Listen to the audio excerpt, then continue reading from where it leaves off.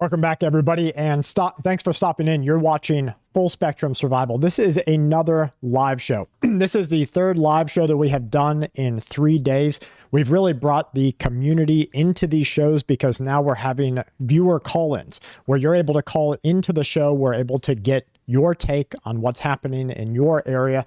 There's really so many things going on in our world right now. We have extreme weather events that are absolutely setting the world on fire, or in reality, drowning it.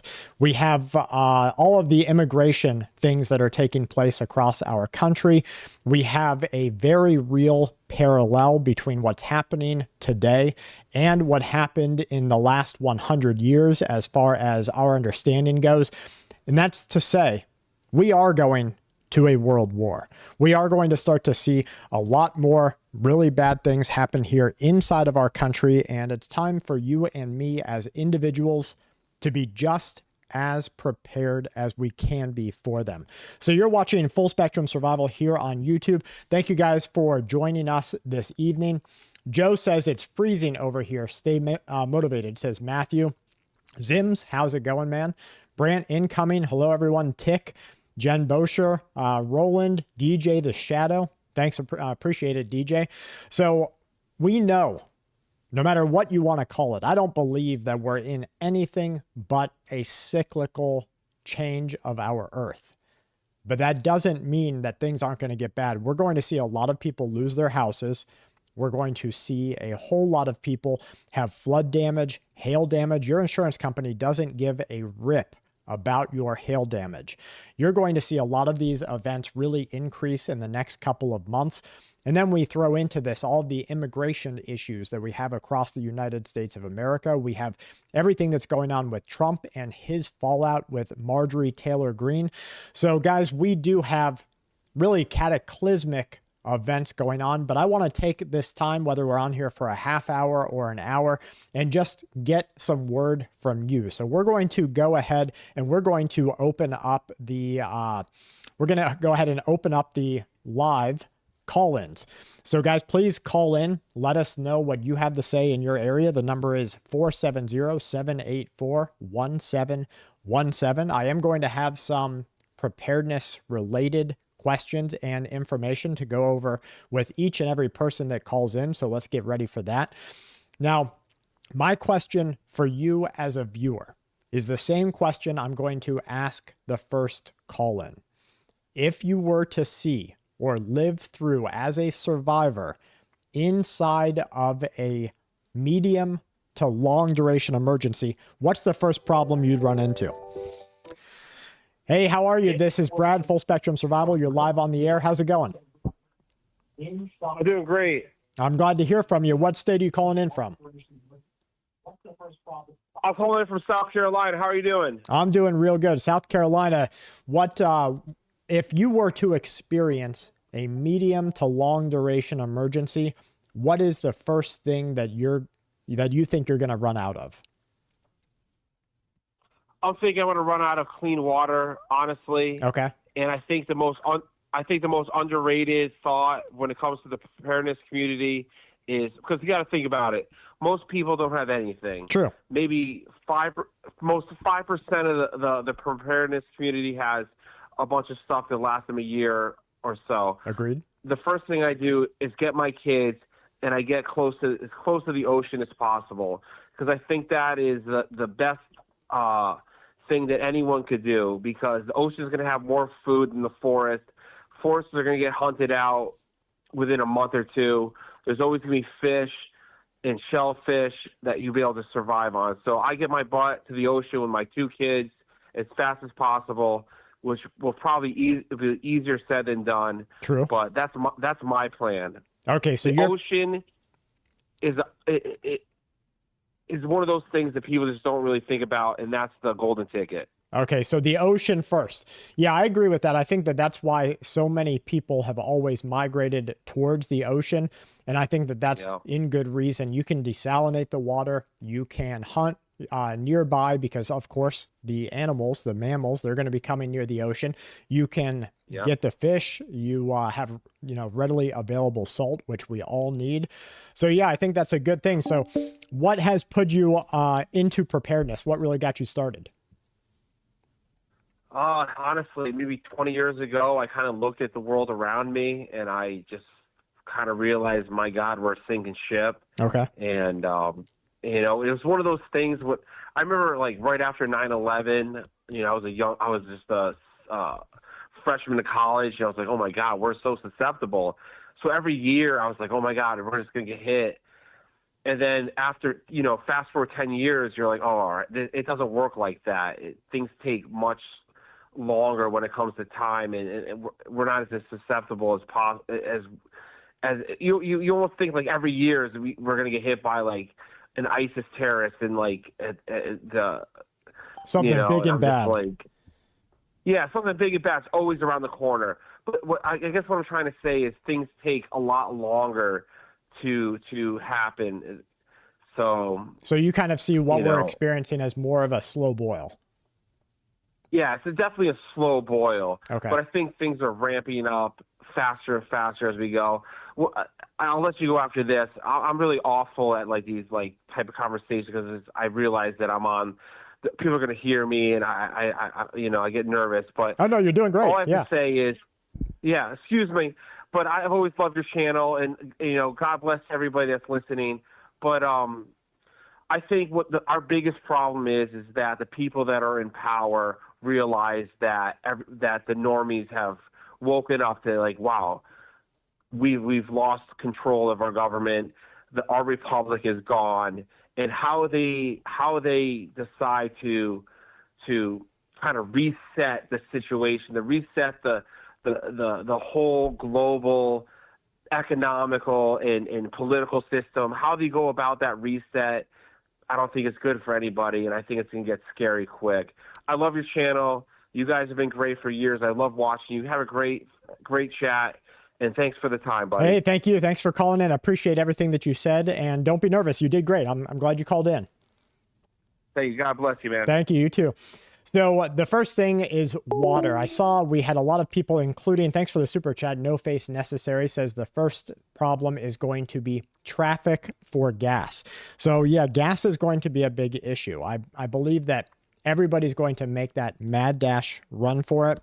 And coming up in Florida, I understood just how quickly we could see everybody run to the gas station. Everybody would run to the grocery store. Everybody would try to get there as quick as possible, because they knew that everyone else, like our call-in just said, just woke up. So guys, thank you so much. I'm going to go ahead and bring back on the live call-in. So go ahead and call the number if you are ready. You're on the air with Full Spectrum Survival. How are you? Doing good, Brad. How you doing? I'm doing real good. I appreciate you calling in and talking to us tonight. Absolutely. So what do you think is the first thing that you personally will run out of when disaster strikes? And it's not just a couple of days, when it really drags on into days or weeks. Water. Water? Okay. And I have a plan for that. Okay. Will you share a generalized version of your plan? Absolutely. I got a great deal on a 250-gallon food-grade water tote. Nice. that I'm going to make into a little water tower in the backyard there that I'll put a light shield on and get it prepped so that it could keep water for a year safe and clean. That's awesome. Just in case. Okay. Are you going to UV disinfect it, or what's your filtration plan? My filtration plan is a little bit of the chlorine drip. Okay, nice. Get that in there and keep it away from the light so nothing can really grow. I think that's a solid plan, and I think having it accessible to view. So you've got your 250-gallon tote, and you know exactly how much you're using. You know that when you hit that 50% mark, boy, you got to start thinking about it real hard. So I think that's a good plan. Do you have any local water sources that you think you could use to get water from if you needed to? Oh, yeah. Well, a little bit of a hike, but your band's got to do what a band's got to do. That's right. Yeah, that's great. What else got you into preparedness? I'd say about 4 years ago, I just started getting aware of things, and I started doing the research, and I found the prepper community, a number of you folks, Okay. and started threading the needle and realized that the macro environment and the micro environment of world affairs, both here at home and abroad, were all threaded together somehow, and I was affected by it, Okay. whether I thought I was or not. And so that really kind of like woke you up to it. It did. Okay, nice. Yeah, that's great. What's your big plans for this coming year? I want to get a ham radio license. Nice. I think is going to be my goal for 2026. Information and being able to, in an emergency state, if a SHTF should happen, that's not the end of the world, Tiatwaki, but, right. Pacific Northwest gets quite a bit of snowstorms and stuff. Yeah, you never know. You never know. There'll be a need for that, and the more hands on deck, the better, I think, to keep the network going. That's kind of my whole mentality with preparedness is just you never know. And I think that we all have to struggle with the human want to hold on to, just like the squirrels hold on to their nuts for the winter.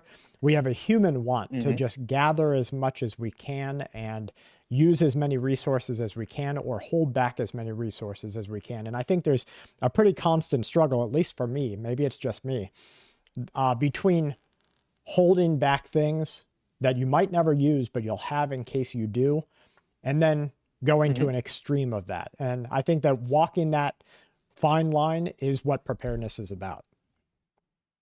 I agree. Nice. Okay. Well, I appreciate you calling in. I'm going to go ahead and get to some other call-ins and see what everybody thinks. I really want to hear the next call-in. I'm hoping they can tell me something other than water, what they will personally run into a problem with. So I appreciate you. What state did you say you called in from? Oregon. Oregon. Nice to see you. Nice to see you, Brad. Thank you. Have a good night. Okay, everybody, I'm going to open back up the lines. This is Full Spectrum Survival. Go ahead and give a call if you've got a chance to. We'll see what everybody is running into out there. Good point on ham radio, Derek says. You're on the air with Full Spectrum Survival. How are you? I'm good. How are you? I'm doing good. How long have you been a listener to the show? I'd say at least about 3-4 years. Sweet. So you got involved kind of in the period that our world went through, the COVID period? No, I started prepping probably about a decade ago, but I didn't really start to expand my YouTube and podcast horizons until 2018, 2021. Nice. Well, I'm glad you're a part of this family, because I'll tell you what, a lot of the families out there in the streaming world, they're a little toxic sometimes. That is true. And a lot of them are living in ignorance because, ignorance is bliss. Yeah, well, that's true too. And they get caught up, I believe. A lot of the communities out there get caught up in one side of politics or the other. And let's face it, if your house gets blown down by a tornado or a wildfire, it doesn't matter what side of politics you're on, you need help. And that's kind of where I stand. Oh, yeah. I've got another question for you. As a survivalist or as a homesteader or a family member, would you personally risk your life for the small chance at a better condition? And what I mean by that is, if you had to say you didn't have to evacuate because your life depended on it, but you knew that evacuating had a small chance, maybe a not insignificant, but a small chance at making your conditions better, would you risk your life to make that move?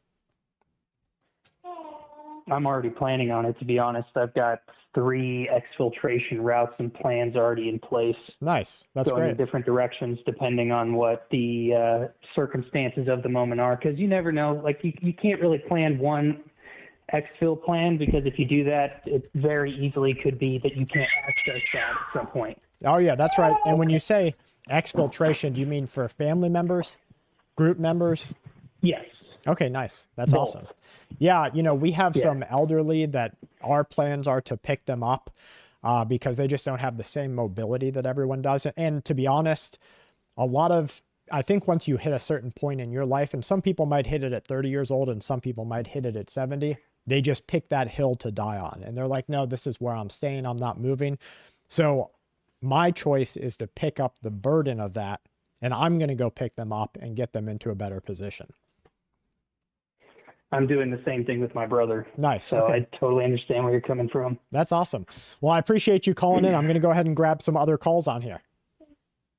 Yes, real quick before Sure. you let me go, something that everybody should look at getting.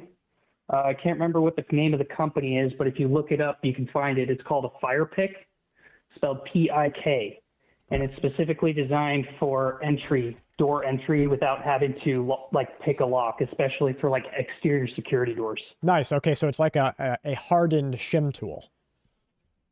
Yes. Okay, cool. Yeah, I just put one up here online. Of course, we're going to say everybody needs to use it with legal means. It's a manner of survival and maybe getting back into your house if you have to, if you maybe lost your keys. But I'm going to go ahead and put a picture of that online. I appreciate that suggestion. Absolutely. Thank you Have a so good much. Yeah, you have a good night tonight. Guys, that's awesome. I have not personally used the fire pick, but I have used a shimming tool like that before. And I don't know if you know, we've put a survival card out on it before. So many warehouses, retail outlets, basically every store out there, they use a door locking mechanism that this type of pick can get through. You're on the air with Full Spectrum Survival. How are you? Good, how are you? I'm doing real good. Where are you calling in from? Texas. Texas? Nice. How's the weather there? Pretty warm for right now. Okay. Yeah, I feel that. I've got family traveling up just this coming week from Florida, and it's the same position. It's pretty warm. Okay, Yeah. I've got the same question for you.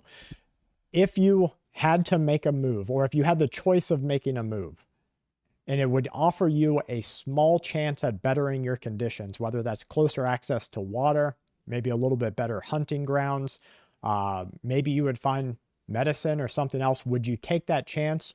Or would you just work within the means that you have at your current location? I live out in the sticks, so I'd probably stay where I'm at, but I would like to be closer to some water. Okay. How is it a pretty far trek to some water for you? Well, we're on a well. Okay. I Same. don't quite know where the water's coming from in the well, pretty deep underground, but clean water would be a pretty far trek. Okay. Now, do you have access to any local streams or anything like that, or are you in a pretty arid region?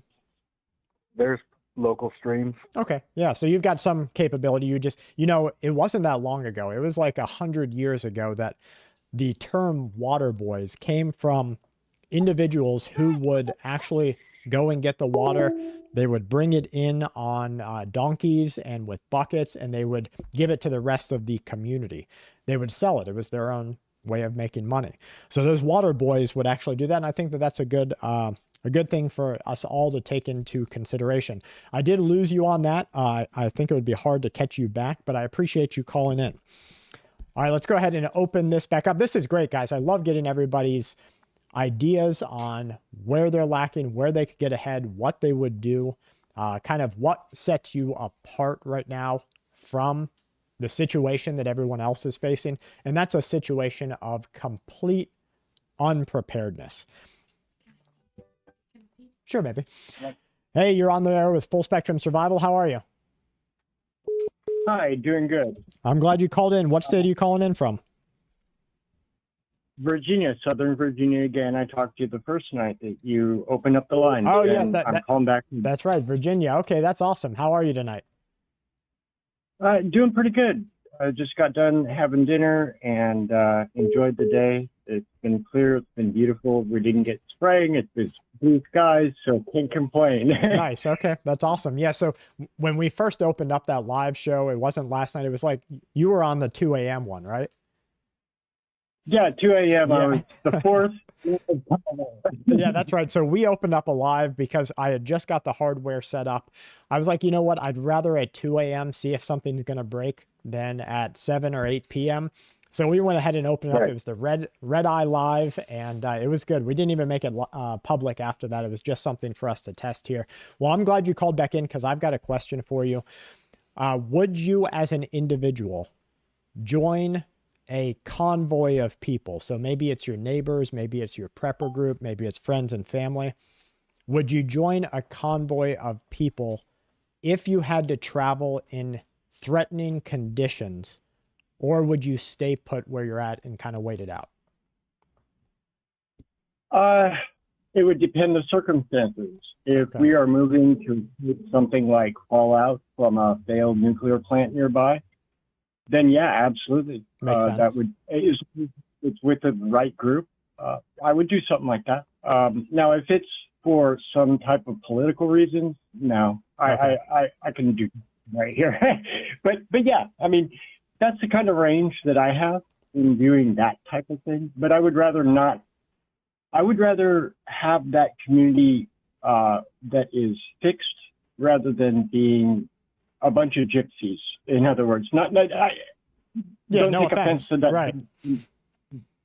Yeah, it's just the mobility aspect. It definitely toughens things up, because if you're like me and you understand how heavy water is, the amount of water I can hold on to at the house is much more than I could get on the road with.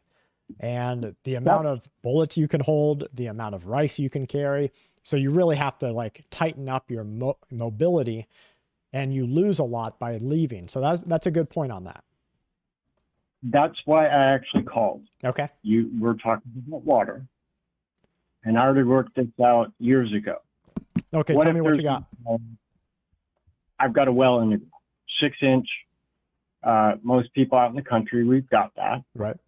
I thought to myself, no electricity. What do I do for water? Now, we got a stream down the way. It's a ways to lug it, and it's really not tenable. You've still got to clean it, boil it, whatever you got to do. Okay. And my thought is, let's get back to basics. Now, if you had more of like an artesian well or something like that, you can go buy a pump, but I don't want to rely on that. You know, a hand pump where it pushes it from the bottom. Yeah. Right. But there is another option. Okay. Tell me. And and I've already done this, and I actually set it up so that I have like 5 that I could build for neighbors in case that ever happened. They don't know this, but I do. Okay. Where I take a little 4-inch PVC pipe with enough weight at the bottom that it'll dunk down, and I can pull up like 1/3 of a gallon, a half a gallon. Okay. And just literally roll it back up on a reel and pull it up 1/3 or a half a gallon at a time, fill a bucket, walk it right back over to the house, right out of the hole of my own ground. Nice. Okay. And it's the water has comes out of the well. And this is something that you can do with, 100 foot or whatever it takes, whoever's location. But this isn't, what you do is you just go there, you pull your electric well out of the ground, okay, lay it over off to the side, and you can access the water that you have right there. And this is something, these are the types of things I think about. I'm like, yeah, I got water right there and I can drink it. Right. Right. So Now, how deep, because I'm at 2 different well sites that I have. One is around 100 foot deep. So the first well driller that came out here, he just went, and well drillers don't know. They're just taking educated guesses, and they charge you by the foot. They'll go down until they get what they believe to be an acceptable amount of water return. I'm at 400 feet on one. Luckily enough, I'm at 100 feet on another, and it's not too far apart. So I know I could do that with the 100-foot one. The 400-foot one, I think, would be a tricky. That's not viable unless you had some steel cable and a winch. Yeah, right. Yeah. So, no, yeah, you're right on that one. Well, I live in a different, we get nature here. We get a lot of rain. So okay, nice. Yeah, with that backup plan, I would say make sure it's part of your standard operating procedure, that if you set it up for neighbors and you kind of get them into a good position, that you make sure that they know it's going to be someone's job for a lot of the day to put that bucket down, get the water, pull it up, put it down, get it and pull it up. And that's going to take them a good little bit of time, because if they've got a family of 4, they're going to have to do that. Say you get a half gallon at a time, they'll have to do that 8 different times, 100 feet down. It'll probably take an hour out of their day, but it's definitely worth it. well, and I did it so that they're not coming over here getting water. Right. That's awesome. They're doing, and not that I don't want to help the community, Sure. but I'd rather have the community be as self-sufficient as possible instead of coming over here for handouts in that way. That's right. Like, Teach them to fish. That's right. yeah. Well, thank you so much. I appreciate you calling back in. Make sure if we the next time we go live, you get on here again. All right. God bless. Yeah, and you too. thank you. Have a good night. Thank Good you. night. That's awesome. Being ready to help family and friends out or your neighbors out, that does have two rewards. One reward is you're helping them. The next reward is they don't have to rely on you. So that's really a good way to think about it and to look at things. Thank you so much, Sick and Tired, for the $50 super chat. Sick and Tired says, support and share this channel out for everyone. People need to know these are important, and we are always in this whole family up to date. We are dedicated to this research, and it deserves support. So thank you so much, Sick and Tired. I really appreciate that. And it really does go to helping our family because, like I've said, this is just 3 people. It's me, my wife, and my oldest son. I'm going to go ahead and open back up the line. Let's see what else we can get on here. Maybe other people have good ideas on how to help friends and family. You're on the air with Full Spectrum Survival. How are you? Hey, how's it going? My name's Marty. I'm calling out of Buffalo, New York. Nice. And Brad, it's an honor to be on with you. Sir, I'm sorry. I'm just trying to do some housework here in the background. And as per your last conversation, I just wanted to add to this. I mean, I've led like search and survival groups and stuff like that in my youth. I'm old now. I'm 54. My body's broken. Oh, no, not yet. My body ain't going to last long in an SHTF, Yeah. you know. But what I wanted to share with you guys is that there's so many people out there, Brad, that think that drinking rainwater is okay, and Okay. it's not. I mean, the stuff that's in our rain these days, it'll kill you quicker than the pharmaceuticals. Yeah, I've seen some laboratory reports on the amount of just cryptosporidium that is inside, and that's just like a natural organism. It'll come in there just by birds flying overhead, bugs landing in it. Cryptosporidium is in almost all rainwater. And now your gut can handle a little bit, but it's not going to handle it in excess. And then you're dehydrated, you're going to the bathroom everywhere. You really can't do that. And then we start to talk about the nasties that are up in the clouds and how those get down into your rainwater. Buffalo, New York, what do you have as an idea for filtration? Well, you can make activated charcoal filters. I've done that out in the field. What you do is you take a clean paint can, and preferably, and you could get them off the shelf at like Home Depot, very cheap, just to have in the corner, you know. Okay. And so what you take the hardest wood available to you, and you put it inside that paint can, and you poke a hole, a tiny hole in the top, not a real big hole, maybe, you know, between 1/8 and 1/4 inch. And what you do is you bury that can in a very, very hot fire. And what that does is it releases all the vapor from the hardwood that's in that can, and it cooks that wood into a charcoal. And basically, it activates that charcoal so that you could take and use that as part of your filter. And then, of course, people can filter out the big stuff by using T-shirts or cloth or even cotton, and then they run it through the activated charcoal after that, right? Yes, sir. Exactly. You take in layers. You could go, you know, like a T-shirt at first, maybe, and then a layer of gravel, and then perhaps maybe a layer of sand, and then your charcoal underneath. Now, I do know I've done a little bit of research on activating our own charcoal, only because when you buy it from the store, they really screw you. I mean, you're buying charcoal, and they want to sell it to you for $19 for a little bottle. And like you said, you only need to be able to make it yourself in a pretty good environment, especially if you're ever going to ingest it. Now, you can activate it by adding, once you get that process done, and you have to make sure that it's charred all of the carbon or all of the other properties out of that wood, then you can mix 1 part lemon juice or 1 part vinegar to 3 parts water, and you stir the charcoal into this mix. You let it sit for about 10 minutes, and then you have the same quality of activated charcoal that you can get for fish tanks or for human ingestion. Don't tell anybody because it's a big secret. Yeah, that's right. Well, hey, I'm all for it. Let's let these big secrets out. Absolutely, sir. It's just, once again, don't drink the rainwater for the people listening. Please don't drink that stuff. It's bad for you. Yeah. Stay out of it. And anytime you see somebody that says, oh, I've been drinking river water my whole life, there's two things happening here. One, they literally have the gut of a rural Indian living in India. Or two, they don't really do that. Because if go ahead. If it's spring fed, I could see that being okay if it's spring fed, but good Lord, just stay out of this rain. Yeah. Look at the chemical fires, look at the plant explosions, look at all that stuff's going up in the air, guys.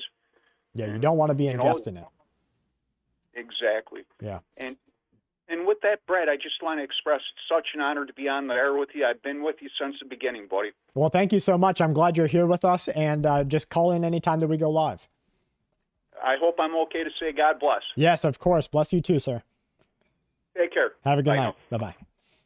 Yeah, that's awesome, guys. We've got a little bit of a heads up on how to make activated charcoal, a little bit of a forewarning, not to just trust the standing rainwater or even just what comes out of the sky, because you don't know what might be in it. And depending on the situation that we have, we could see something really bad. You're on the air with Full Spectrum Survival. How are you? Good, and you? I'm doing real good. What are you doing this evening? Just got done putting some lard away and did some canned venison. Oh, that's awesome. How big was the meat that you took? How big was the deer? About maybe just over 100 pounds of meat, a little 4-point buck. Sweet. That's awesome. Did you carve it up yourself or you had somebody do it? We did it ourselves. That's the way to do it. That's what I like to hear. Not that I'm against people who drop their deers off. I just don't trust that you're getting that deer back. Yeah, us neither. We got a couple pigs we're going to have to do in a few weeks too. Nice. And we're going to do.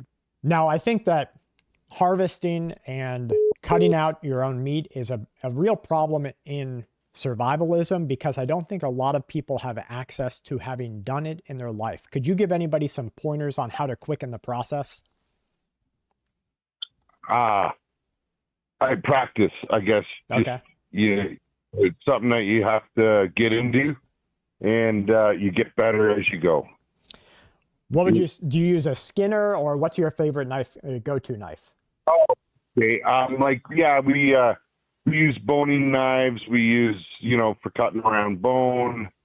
We have our own bone saw, which is just a giant Sawzall. hacksaw. Yeah. Yeah. It's just the old-fashioned bone saw, and so we cut our bones up. And I don't know. I guess we just acquired over the years. I raised my kids like that too. When they were young, if we were hunting, I'd bring them each a goose home they'd have to clean it and cut it and take the feathers off and everything they learned from little. That's awesome. The first thing that my youngest son ever saw us catch, cook, and eat was squirrel. And I thought that was a real good thing for him to be able to see, because the process is real easy and it's real quick, and you're able to get past the fact that you just took the life of this creature and now it's giving you life back by feeding you. And then we graduated, of course, onto deer and hog and everything else. But squirrel is still one of his fondest memories and his cousin's fondest memories. And every time they come over, they're like, hey, could we shoot a squirrel? Could we eat a squirrel? And maybe I'm just a redneck, but I like the taste of it. Yeah, fry it up. It's just like fried chicken. That's right. Well, I have that same question for you that we asked at the beginning of the show. Given a long enough emergency, what do you think you would have the biggest problem with running out of? And let's skip water, because we know everyone has a water issue, even though we have plans for it. Yeah, I don't have a water issue. I got good solid water here. Nice. I would say fuel. Fuel? Okay. Fuel would be fuel's one of them things that's hard to stock, because you always dip into it. You're a little short this week. I'll get out of my stockpile. You never seem to put back what you take out. You're always, I don't know. I just find fuel's my hard thing to get on top of. And unless you try to convert to biogas, unless you try to convert to like a wood gas engine conversion, fuel is one of those things you can never recreate on a personal level unless you're the Beverly Hillbillies, and you just happen to shoot into some oil, and then you know how to process it.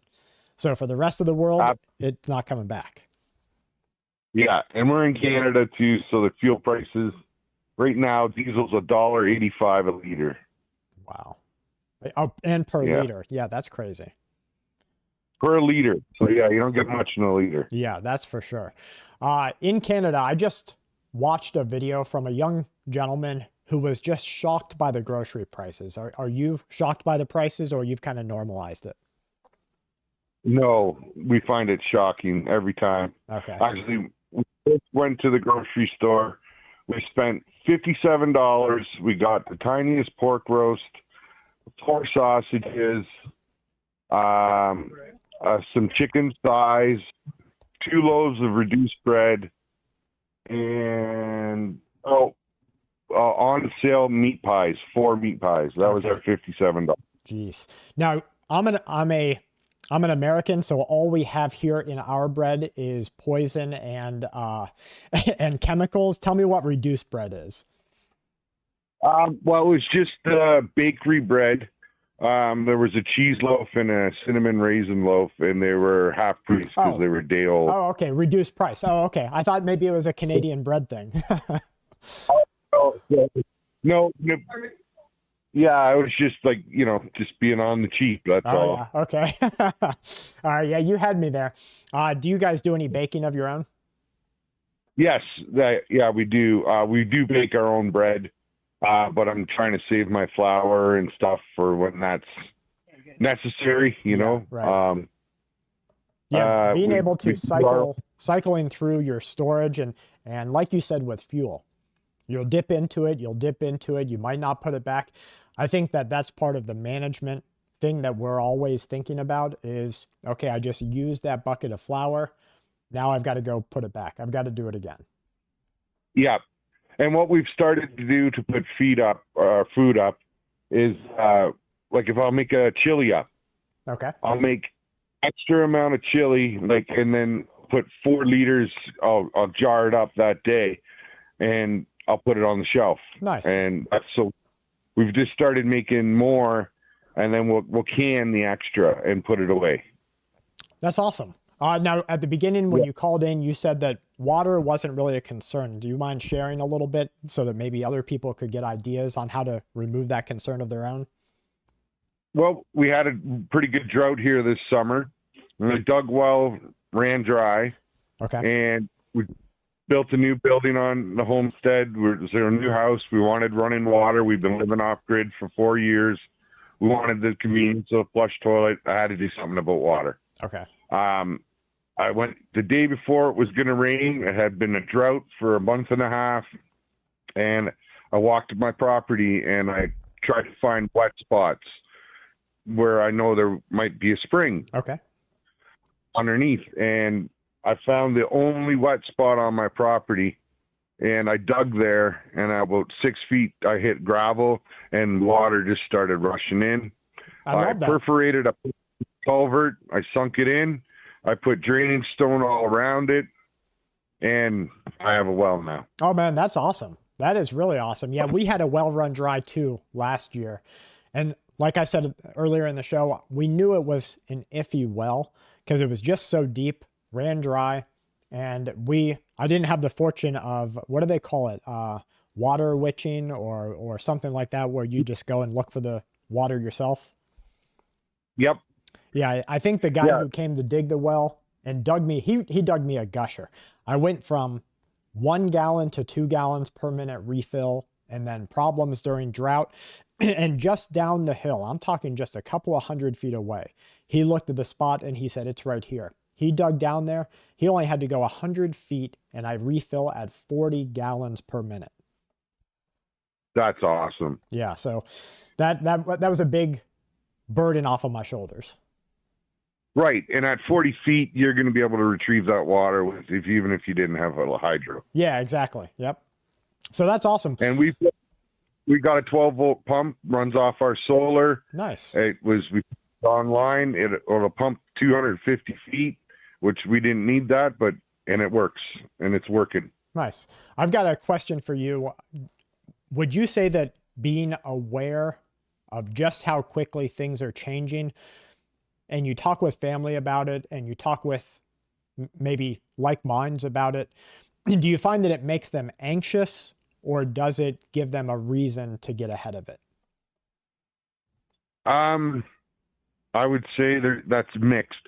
Okay. Yeah, I really don't associate much with the people that aren't really like-minded much. But if you do, say at church, if you express your feeling of urgency, we'll say. Yeah. Some people look at you like, you're crazy, and they're totally clueless. But our core group is excellent. Everyone's on the same page. Nice. That's awesome. That's really all you can ask for. for. That's all we can ask for. And you asked about hunkering down or traveling. Yes, that's right. And I would say, for us personally, to be trusting of a big group of people is really hard. I wouldn't have been able to figure those people out in that amount of time they have to make a decision like that. Yeah, I agree. Oh, I lost you. I lost you, Canada. I don't know whether it was my internet that dropped or whether it was yours. If you're still down in the chat, I think what I was getting from you was that you couldn't vet the people out. So why risk your life on whether they would be able to give you the same support that you would be willing to give them? And that's just kind of what I was getting from it. And I generally feel the same way. If it was only a small chance at bettering my position, whether it's good hunting grounds, it's non-life threatening, I'm doing okay where I'm at right now, would I leave and take on the mutual responsibility of being with other people, not knowing how they're going to act when things really get hairy or scary? I wouldn't do it. So I think I would stick right where I'm at. Now, if it's life-threatening, if somebody needs medicine and my only chance to go to an area to get it is that, or go see a doctor is that, or I don't have any food and I've got to hunt, and it's either that or I start peeling the bark off the pine trees, okay, then I'm going to do it. Otherwise, not so much.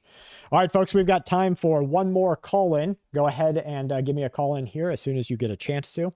Thank you guys for being such an awesome community and having such great things to talk about. Sharing your own personal survivalism lives, sharing what you do and the concerns that you have. Oklahoma, you're on with Full Spectrum Survival. How are you? I'm good. How you doing? I'm doing real good.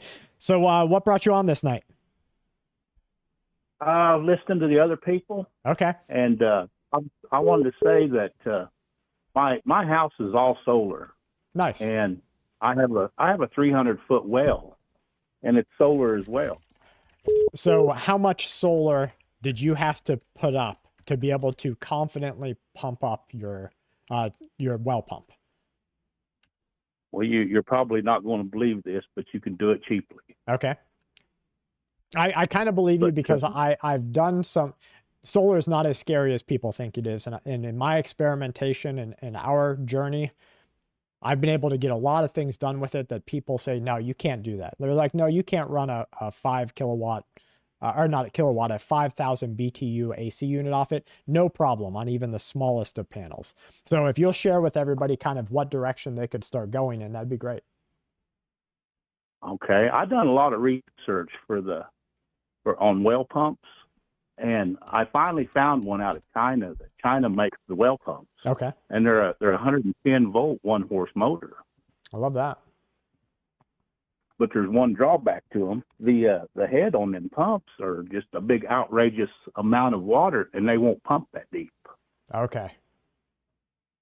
Yeah, and for anybody who doesn't know, the head pressure on the pump matters to the depth you have it, the pipe that you're bringing out of that pump. There's a whole lot of math that goes into it. Yes, and I've put in many a well. Okay. But you can order one of them pumps, and they're less than $200 off Amazon. That's awesome. But they've got an outrageous head flow on them, like 30, 40 gallon a minute. Oh my gosh. But they are like on a NEMA standard on them. Okay. And the NEMA standards means they'll fit the heads that they produce here in the U.S. So 110 pump, you can come up a couple 100 feet. And how much reserve in your battery bank do you think goes to that? If you didn't have anything else that was important to you except keeping the lights on, the deep freezer going, and the water pumping in the well, what do you think it would take for a person? Just give them like a roundabout. I couldn't tell you. Right now, my refrigerator runs on solar. Okay. I have 3 chest type freezers. They're all on solar. My whole house is on solar. It's Nice. that way 24/7. That's awesome. How many kilowatts do you have? Well, I don't know. I built that about 13 years ago. Okay. I can't even remember. How about how many Let me panels? Just guess on your panels. How many panels? Let's see. I've got 16 deep cycle batteries, Nice. Okay. and then I've got 6 panels for every 2 batteries. Okay. So that's about 30, 32, somewhere around there. Yeah. And that's pretty fair because nowadays you can get nicely used panels for $50 to $75 at 100 watts per. Yeah, that's about what I was given for them back then too, off Amazon. Okay, nice. So what would you by say? the way, I'm in northeastern Oklahoma. Okay, what's your solar like? Do you get pretty good full year? Oh yeah, Okay. yeah. I run my shop and everything off of it. That's awesome. That's a testament because I don't. it's hard. You know, you find people who they think you have to spend $30,000 to get your solar and you don't. So I like to hear that you can do it on the cheap. Yeah, and you don't have to do it all at once either, because I'd buy like 3 panels and a battery, 3 panels and a battery and a charge controller. Yeah. And I just built my whole system out to what I needed. Right, right. Yeah, that's awesome. Well, I appreciate you calling in. I have that one question for you. If you could better your position by moving with a group of people, but you were able to survive where you're at right now, would you move or would you go with them? I would have to stay here because I don't think I could better my position anywhere else. Okay, that's a good point. If you're pretty well set up in your area, why change it? Why rock the boat, right? Yeah, because I've got my own well, and I've got 3 springs on this property, and I've got my own livestock and everything. That's awesome. Well, I appreciate you calling in tonight. I think that's about to wrap up our live show. Thank you guys so much, and thank you for calling in. Okay, I would like to add one more thing Sure, go ahead. to my pump. I did change it out here about a year ago because I had the bright idea that because my pump is 300 feet deep and it's got a 10-gallon a minute head on it. Okay. And that supplies any house with all the amount of water that you want. Okay. But I kind of wondered because that 1-horse motor pulls 16 amp at 110 volts. Gotcha. Okay. And it's pushing 10-gallon a minute. Well, what if I drop my pump down to a 1/2 horse and put a 5-gallon a minute on it? So that's what I did. I Nice. pulled it out and put a 5-gallon a minute head on it at a 1/2 horse. Now it's only pulling 8 amp. That's awesome. Now, do you use it live or do you pump it into a tank as your reserve and then you use from the reserve? It's set up just like a standard well. It's on the grid. It just runs into a pressure tank and pressures up and shuts off. Oh, sweet. Okay, that's awesome. Well, guys, so you know, if you just look out there and you use a little bit of research and ingenuity, you can get it done. Well, thank you so much for calling in. I appreciate you. You bet. Thank you. Have a good night. Well, guys, this wraps up another live show with Full Spectrum Survival here on YouTube. I don't think that we are going to see things slow down. In fact, I think they're going to ramp up pretty heavily. And I think if we just start looking at what's going on with Trump, with Marjorie Taylor Greene, with the immigration push, this is not going to go away. They're going to kick everybody off SNAP. They are going to make you reapply. All the welfare programs are going to be reapplied for. I'm afraid for people who legitimately have a disability and how they're going to cut the fat off of disability, and eventually how they're going to cut the fat off of Social Security. Because I was talking with my brother and our group members the other day, we were discussing how they basically, all of our tax money that you pay in, if you were to do it dollar for dollar, it barely just pays the Social Security going out. So all of the other funny money out there that they're giving $40 billion to Argentina, they're putting $5 billion to some program in Afghanistan, whatever it might be. This picture, the frame is broken. And I think it's going to get a lot worse before it gets better. So thank you guys so much. Thank you, Joy. I appreciate you. Thank you guys so much for being here with us tonight. Full Spectrum Survival, great live show, lots of call-ins. Make sure that you leave a comment down below. If you come back and re-listen to a part, let us know that there was something worth listening to. If you see a hype button anywhere there while we're still looking at it, please click that hype button for us. But other than that, from my family to yours, please stay safe and keep watch.